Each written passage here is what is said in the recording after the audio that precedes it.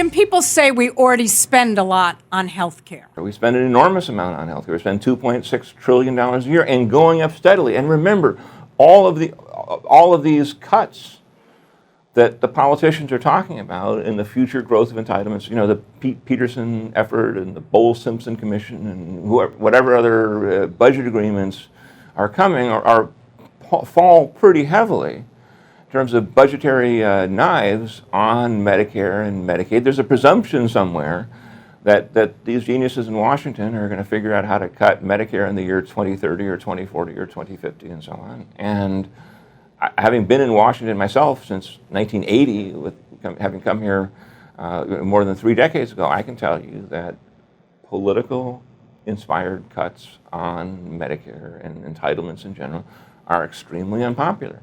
You're going to an old and vulnerable and weak and physically ill population oftentimes, and then saying we're going to cut the one thing that you really think you need. Well, guess what? The voters don't agree with this. Just because the elites in this town are convinced that the only way out of our crisis to avoid becoming Greece is to cut these future entitlements, the voter, little old ladies in Steubenville, Ohio, don't necessarily agree. In fact, it's been pretty proven that they don't. By a factor of 3 or 4 to 1, the American people, not just the elderly population, would much prefer to see a substantial tax increase than to see Medicare and Medicaid cut. Now, it may happen anyway, in which case I suspect we'll just see a lot of incumbent politicians losing. But here's the bottom line that I would say to both Peter Orszag, who was President Obama's OMB director and a former Congressional Budget Office director before that, and a well-known maven in healthcare, and also say Paul Ryan, the Republican congressman from Wisconsin on the right. I say, look, if Alzheimer's, which currently afflicts 6 million people and has as a current 2010, according to the Alzheimer's Association, cost of $172 billion a year. Now, most of that being Medicare and Medicaid outlays, as Alzheimer's quadruples over the next few decades, as baby boomers and everyone else get older, the cumulative cost of Alzheimer's care is going to hit $20 trillion, with a T, trillion dollars by mid-century. Again, that will, if current trends are continue, that will be entirely futile care. It will be no element of cure and treatment and rehabilitation. It will simply be millions and millions of people warehoused, suffering from dementia and needing 24/7 care across the country. Therefore, the only choice is? The only truly humanitarian choice, the only truly smart choice is to have a crash program on curing Alzheimer's, engaging not only the private sector, the public sector, the independent sector, but also substantial regulatory and reform and political leadership and peeling back the trial errors to make it so overwhelmingly popular with investors and scientists that this is what they want to focus on. Jim, if you were king on this Alzheimer's disease process, what would it look like? Here's a good example of how I think we could approach Alzheimer's. And I'll tell it in the form of a story. Three years ago, I was talking to a member of Congress, who was opposed to, a Republican, who was opposed to President Obama's health care plan, the health insurance plan.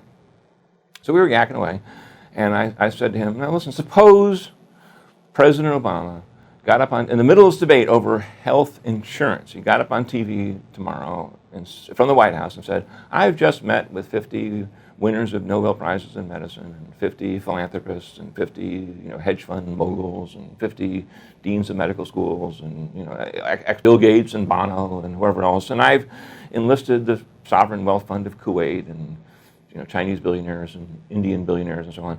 And they tell me that if we create some sort of enterprise zone, some sort of, maybe not just necessarily in one physical place, but around the world, and we have real limitations on what the trial lawyers can do, like immunity from liability, and we have FDA streamlining and prizes for success in this and so on.